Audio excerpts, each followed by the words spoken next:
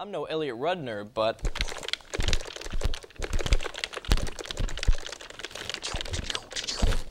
Thank you, Cleveland! Thank you, Toronto! Now it's time to take a look into a different kind of rock. But to find this one, you might actually have to leave your house. Beauty is in the eye of the beholder. While one person may find a rose beautiful, another person may see the same beauty in, let's say, a rock. Reporter Kate Garbino brings us a story about some extraordinary rocks. Calvin's typical day includes waking up at 9 a.m. and driving off with music on his stereo and goods on his van. But that's not what's interesting about him. He's mostly famous because of his innumerous rock collection. I'm Calvin Jones. I'm presently the Vice President of the Scarborough Gem and Mineral Club, and I've been doing lapidary, which is the cutting of stones to enhance the beauty and to make them into jewelry.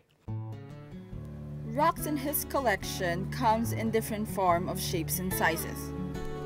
So how does he choose his rocks to make it into a jewelry? I would first want to see that there was a variety of color or a unique pattern in the design. And that always helps with my layout. When you're cutting a stone, you can take any stone and enhance it by having the layout. And then I would take templates, or I would draw my shape that I wanted to cut to make something look eye-appealing. Lately, he has been into fluorescent rocks, or as we call it, glow-in-the-dark rocks. Fluorescent minerals, they absorb electrons and then they emit that electrons, giving off energy in a different color. I am working on using the fluorescence to make jewelry for the party scene. I'll carve and grind them into various shapes and various pendants. One thing is that it costs you nothing to get interested in the hobby, but it is so rewarding.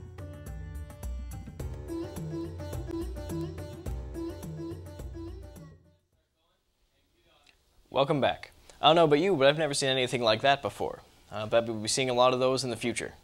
Later on in the show, we'll have a live performance by Laura Lewis. She is a local singer who is competing in a national competition called the JP Fitz All Sorts Finals. So stay tuned for that performance later on the Journal. Now we enter our Olympic segment of this episode. Alex, how do you feel about the Olympics? I'm feeling pretty good. Don't really watch them often myself, but... No? Did you watch the last one in Beijing? I did not watch the Beijing Olympics. I think I watched maybe one event, but I've never been a big Olympic fan. Really, I'm a huge Olympic fan. Right. If you're not, for anyone who's watching, if you guys aren't, I would just recommend to watch even just the opening. The Beijing opening, amazing. Do you think the opening will be just as good for Vancouver? I hope so.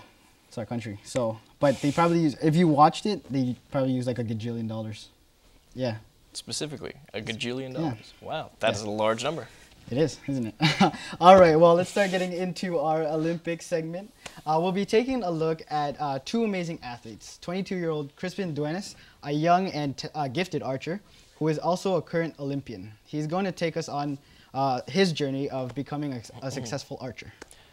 But first, we will look at former Russian Olympian Jenna Gert. As a child, she was trained in gymnastics, which eventually took her to the Olympics. After the Olympics, as a young adult, she moved to Canada and studied kinesiology. She now trains other gymnasts as her own fitness center. Let's take a look at her story as she teaches reporter Eric Marchin how to build a muscle or two. At this time of year, many of us see our New Year's resolutions fading away, whether it is saving money, stop smoking, being a politer person, or volunteering time. We rarely carry through. The most popular resolution is to lose weight, get into shape, and eat healthier. Let's consult an expert who not only owns and runs a women's fitness center, but is a former Olympic athlete and gymnast. Her name is Jenna Gert.